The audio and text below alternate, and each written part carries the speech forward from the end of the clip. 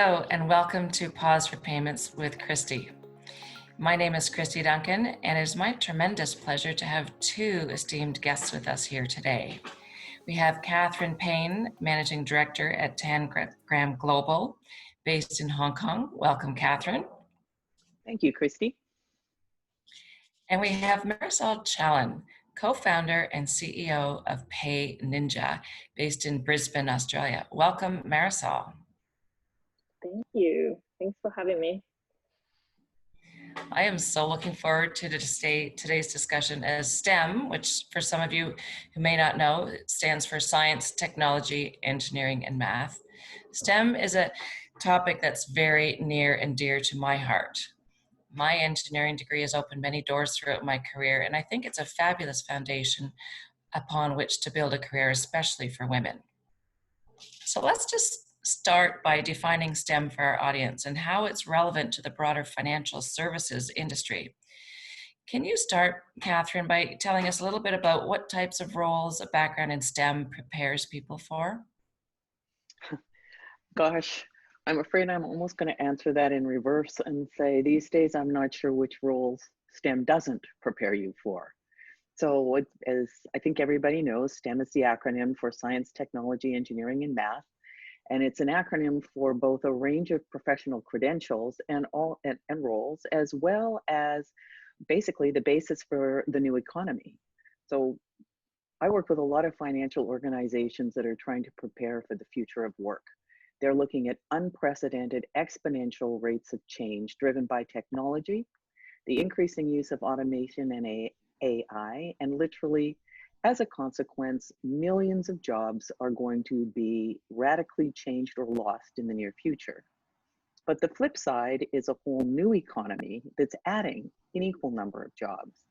But that success in the future is tied either being able to design and implement technologies or being savvy enough to understand and capitalize on how they can actually support the accomplishment of whatever the organizational goals are. So from my perspective, STEM prepares people for both specific roles, cloud computing, data analytics, cybersecurity, AI, all critical in financial services and all currently grossly underrepresented by women. And broadly speaking, for virtually all professional roles, whether it's product development, sales, marketing, and even HR, they're all increasingly reliant on sophisticated algorithms, data input, analysis, and everything that goes with that. So I've gone full circle to say, not only does STEM prepare people for many roles, I really am challenged to think of roles that don't require some STEM knowledge or exposure going forward. Wow, that's a great answer. I love that as a STEM woman myself. Marisol, you also have a STEM background and now you've got this great fintech, PayNinja. Can you tell us how your STEM background has helped get you into financial services? Yes, I 100% agree with Katherine. STEM are the industries of the future. I can't think of any future career that is not going to need science, technology, engineering, or math at one degree or another. My background is in STEM. Funnily enough, I studied food technology, and I did a master's in engineering and then master in education. So my opinion with STEM is that 100% we're going to need STEM, but we are also going to need other disciplines as well. Very, very important. STEM on their own isolation for me is not the answer. We really need a holistic view. So if I were to say to somebody, well, do I really just study STEM? My answer would be, well, not just STEM. You need to also do side studies in other disciplines as well, especially creative industries like the arts, where we need that creative thinking, and social skills and emotional. So it is, for me, encompasses the STEMs plus other areas. And that's what happened with me. I have a background in STEM, but at the same time, then I went to study education. So I think, and then I'm a very, very avid researcher, and I love philosophy. So I think that's so important. You need to keep that inquisitive mind functioning, and you keep thinking about the world and how we can make it a better place. And the only way is by asking questions all the time. Yeah, I love that curiosity Agreed. approach. It's really important. Thanks for that, Marisol. Katherine, I want to ask you about STEM and how it prepares women for the corner office. There was a study done a couple of years ago by Korn Ferry where they interviewed 57 women CEOs in the US and found that about 40% of them started out with degrees in STEM, which is double those with a background in arts and humanities or even business and finance. What is it about STEM, do you think, that helps women in particular get a better chance at making it to that corner office? It's interesting, and a part of it, I think, threads back to Marisol's comment about STEM plus, if I can just make that observation, because if I think about STEM as a background in terms of an influence in someone's career, working in the STEM, whether you're in whatever, how that ever plays out for you, science, engineering, computing, generally means focusing on innovative or complex problems. That then requires often complex solutions. By definition, that means working in challenging and ambiguous areas, generally motivated by a sense of purpose. There's making a difference here. So innovative and complex solutions requiring a level of comfort with ambiguity, critical thinking skills, teamwork, collaboration, team diversity, all of these significantly impact the outcomes and the solutions, as does assessing risk, making hard calls, the go, no go, the buy, no buy, willingness to try and fail, also inherent in a lot of these processes. And I think these core skills are absolutely fabulous career foundations. And linking back to the study that you mentioned, Kristy, those were all the hallmarks of the most successful CEOs in that study. They specifically talk about women who sought out challenge, who were motivated by purpose, who took risks and managed ambiguity. And I guess just one additional spin back to Marisol's point of not just STEM alone, that corner office requires all of those skills, but it is increasingly being shown that true leadership in these organizations of the future require the capabilities that women have consistently demonstrated at higher levels than gender comparisons, around empathy, around inspiration, again, all of these other risk and making the hard calls, but a combination of elements that has made a substantial difference. So I think it's STEM plus a lot of personal, emotional skills that are what's driving success. Well, that's a great response. Thanks, Katherine. Marisol, you are, so to speak, in the corner office at your fintech, PayNinja, and you have this really interesting background that includes STEM, a master's in engineering, but also in education. And can you talk a little bit about how that has helped you to make it to the corner office, so to speak, at PayNinja? Well, first of all, I think women in STEM are in high demand, for sure. They're highly sought after. I believe all companies around the world are looking to balance their diversity in their workforce. So they are there, and the question is, are the women prepared to do the work? And it definitely takes longer. It takes longer. It takes a lot more work and patience and perseverance and confidence to make it. Definitely, if you think about women in like the feminist revolution. It was only like 50 years ago. So in history and in the timeline of history, it's still very, very new. So for us, for women, it doesn't matter if we're in STEM, in any background, it takes longer to get in CEO positions or executive positions. But it shows that we have different, we have as women different performance and management styles to men. And that combined with backgrounds in STEM makes us very attractive. So there's a research that I read not long ago that said that here in Australia, 71% of employers stated that those employees with a qualification in these areas contribute their most ideas, developments, and talents. So it is this mindset that is highly sought after by employers. So women just need to believe in themselves. Well, that's a great perspective, Marisol. Thanks for that.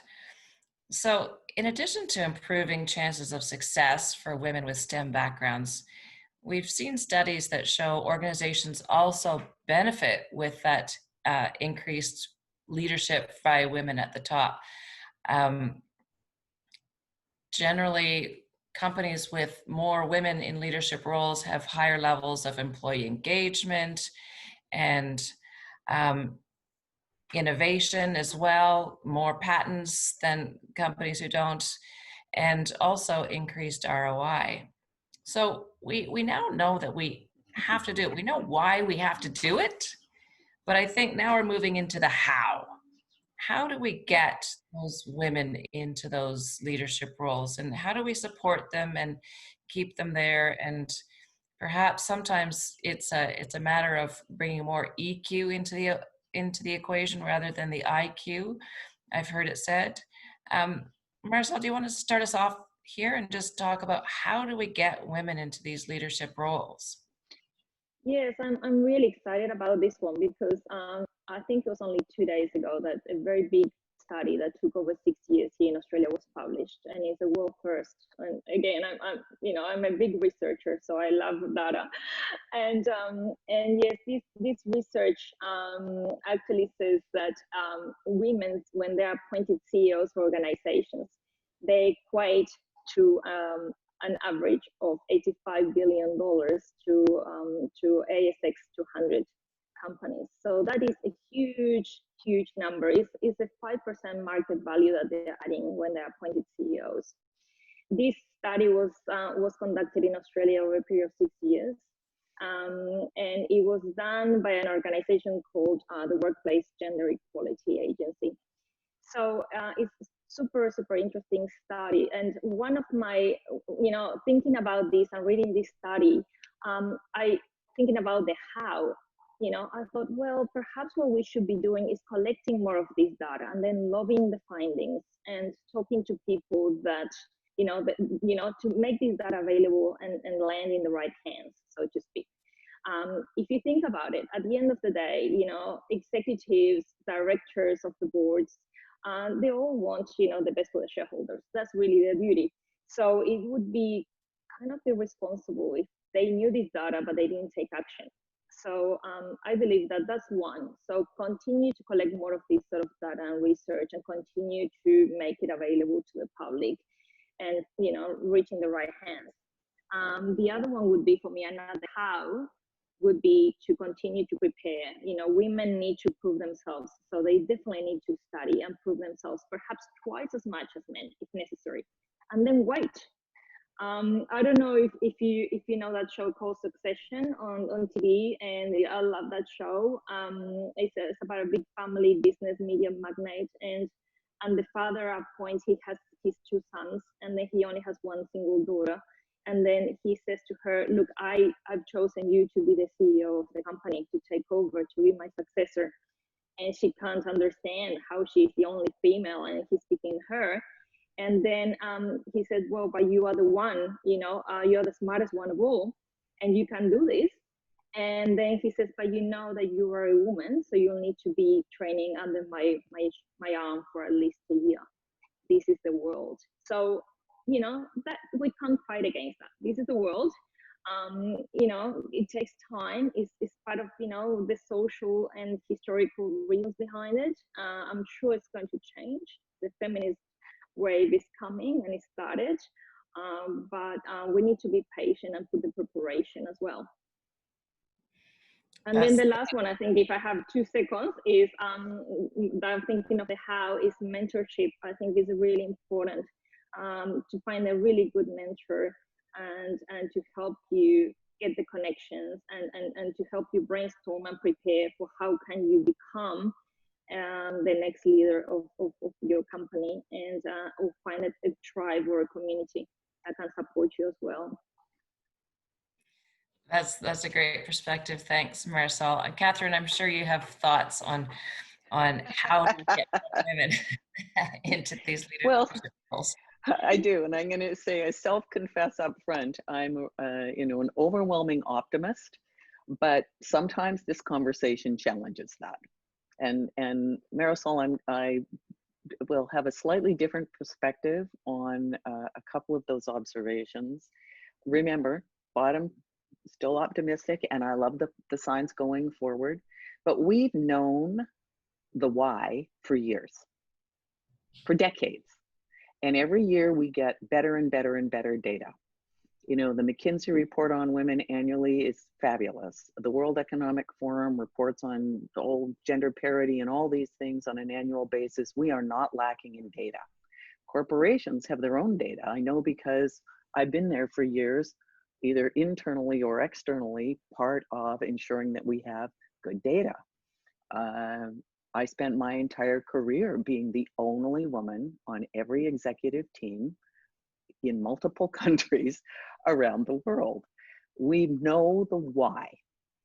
So the really important question now is the what. I don't disagree with the point that women need to be responsible for their careers and everything that goes with that. But for years, the emphasis on that side of the equation, I think, was unfair because you're setting up people in a system that wasn't prepared to allow for much progress. And if I look at the layers that I think are in play now, I'm going to try to be brief. At the broadest level, there is a really high correlation between increased representation of women in political roles and increased representation of women in economic opportunity.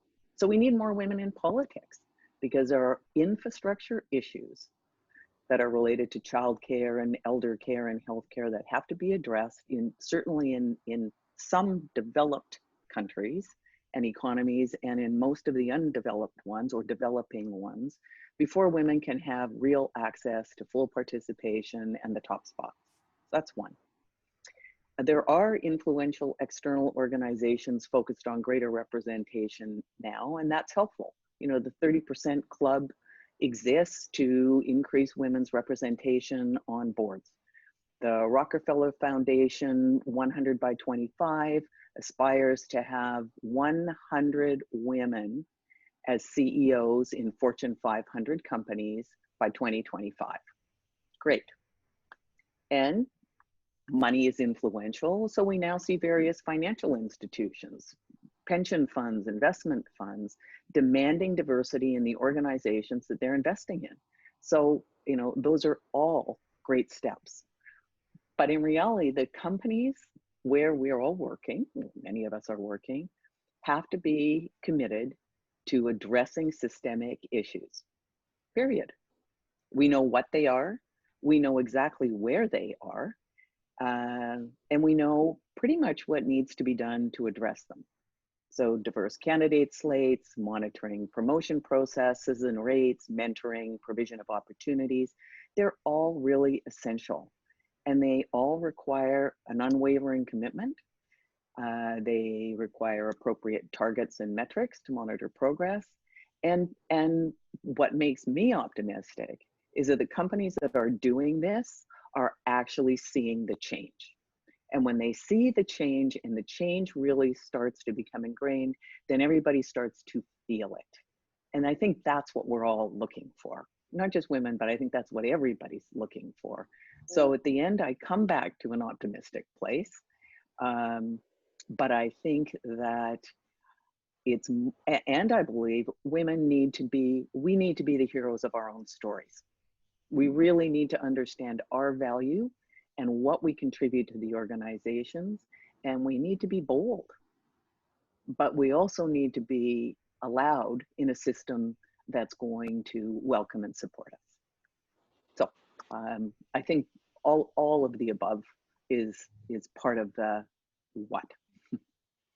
May I add 2 points to that, Kristy? One is in Australia, only of all the people that study STEM, only 27% are women.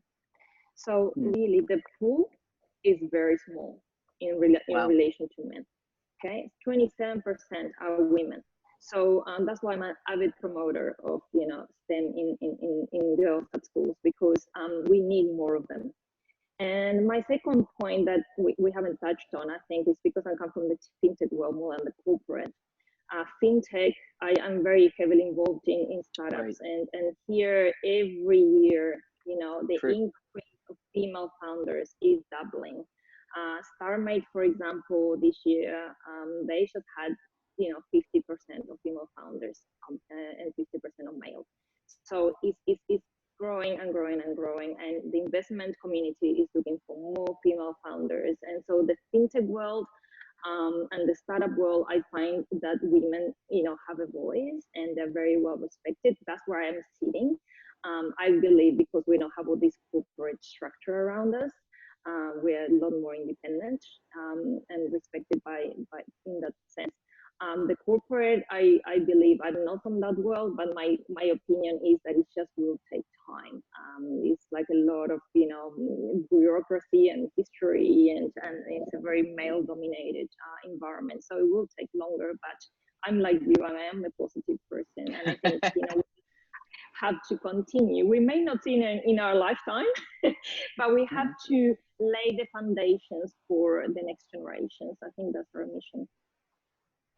Yeah, all really good points. I try to be optimistic. I'm sometimes a little by some of the statistics that say it won't be in our lifetime. Parity. And Karen's has been great. And Karen's who's executive chair at MasterCard globally. She's heading up the 30% Club and doing a lot of work in this area. But one of the things that we haven't talked about, Marisol mentioned a little bit, is the whole pipeline issue. And I read an article in one of the Australian newspapers a couple of years ago. It was really interesting. And they said, if we have so few women coming out of our STEM education streams, and if that's, if STEM is what's driving your innovation, then we're only innovating with half our population. I mean, that's a huge opportunity. It's a wonderful opportunity. There have been a number of corporate initiatives to try to get more young girls to study STEM. I know that MasterCard runs its Girls for Tech program for young girls in grades 4 to 6. ACI has an initiative called Coding for Girls. They do this because they see a need, and I'm so glad that they do. Why do you think we have such difficulty getting young girls and young women to actually enter the STEM education streams? Marisol, do you have? I have a very strong view on that. I have 2 daughters in senior years at school, and I'm highly involved in education at their school. I go there and I see what the teachers and the professors, how they change the curriculum. Good news is that next year they're starting a completely overhaul of the Australian curriculum again. So they're trying to shift more towards a STEM curriculum, which is great. But in regards to this MasterCard, it's a lot of coding initiatives, and it really, I suppose it disappoints me just because we are putting STEM into, I suppose, like technology, girls coding. And girls coding, it is really, I work with 20 developers every day here. So my 20 developers are male, and I only have one female, and she's a tester. And the reason why she's a tester is because she knows technology, but at the same time, she can also interact with my other developers. So it's more a social role. So when we actually teach technology as coding, as you know, as the only way to see it, and that's how some schools are doing it, and corporates, I feel like we are failing because we're giving girls a single-sided view of what STEM is. I would love to see other type of initiatives which are more, you know, like user experience designers or environmental engineers or social scientists or data scientists or research, or like more social with technology roles that girls will grasp and love, and more creative. My daughter, for example, she's going to go into studying user experience design, and that is a great STEM career, but it doesn't require coding per se. It's more a creative type of degree. So these are the careers of the future. So it doesn't mean that, you know, and fintech is another one. So it doesn't mean that we require just the coding perspective, because girls, I feel like we are just, majority of us, we are just social beasts. So technology is a very isolated, coding is very isolating kind of work. You're just in front of your computer all day. So yeah, I feel like we need to show girls a broader range of STEM outlets in order to entice them, because at the moment, for me, it is a very stereotypical. It's like STEM is just basically science, technology, that's it. It's similar with engineering. It's just engineering for one type, where if you think about engineering and the higher order thinking skills that it provides you, you can actually apply engineering to anything, really. So that's what we need to do, more like a cross-pollination between our fields. That's a great perspective, Marisol. I love the multifaceted aspect of what you're saying. And I always said, people ask me why I went into engineering, and I said, well, if you think about it, it's just a course in solving problems, and we have lots of problems out in the world, you know, everywhere. Katherine, did you have some thoughts on this? Yeah, I definitely do, for some of exactly the same reasons. You know, children of my own, daughters, etc. And I think, you know, if you want to have bright, motivated women in the field of STEM, you start by capturing the attention of the girls. And I too am a big researcher. The interesting thing to me was when I started to look into this years ago, this belief that somehow the girls weren't as good at science and math as the boys. Well, the evidence is actually exactly the opposite. In elementary school, the girls perform as well, or if not better, than the boys in science and math, global statistics. But around 8 or 9 years old, that young, they start to disengage, and there's a variety of reasons. You know, some time ago, it was stereotypes in education, lack of encouragement, lack of role models, and even, you know, boring curriculum. So I think MasterCard and ACI are just examples of a couple of organizations that are stepping in with the intent of providing programs to capture some imagination and enthusiasm, and I applaud them for that. But I also share Marisol's view that that's one dimension of what this whole field offers to them. And, you know, I get really excited. You probably are familiar with Sylvia Acevedo, the CEO of Girl Scouts of America. And she was a graduate engineer from Stanford, literally a rocket scientist at NASA, held executive tech roles at a variety of well-known, you know, Apple, IBM. And under her leadership in the Girl Scouts, there are now 16 different badges or awards for girls in the field of STEM, and they're thriving. So I actually love the fact that these organizations are stepping in and upping the game. They're providing the challenge, they're providing the imagination scope. Girls have role models, they have opportunities for discovery and success. I mean, I think this is a really exciting time in education. So more and more girls are coming out of schools with a stronger background in STEM, and we see increasing numbers rolling into university and graduating. So yes, it's a longer term game, but the numbers are definitely moving. And in terms of, you know, companies and organizations doing this, this is a life and a business issue. So we need, you know, all of our population, you know, firing on full, and getting these girls engaged this way is just a really exciting component of it. Thank you, Marisol and Katherine, both. These are really great insights, and hopefully we will be able to start engaging so that we can fill the pipeline so there is more of a female representation from the STEM streams in our leadership in our organizations, but at all levels as well. So to close this discussion, I want to talk about women in the global payments industry in particular.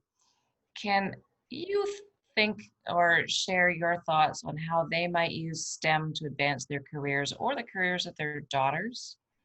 Katherine, would you like to start us there? Well, when I think about global payments, again, I think about a whole industry that is being seriously disrupted at the moment for reasons that are, I think, now known to all of us. And so when I consider how women will use STEM to advance their careers, I think we need girls and women to lead, to engage and lead at all levels. And we need an understanding of STEM being such a core component, a foundation of the new economy and future prosperity.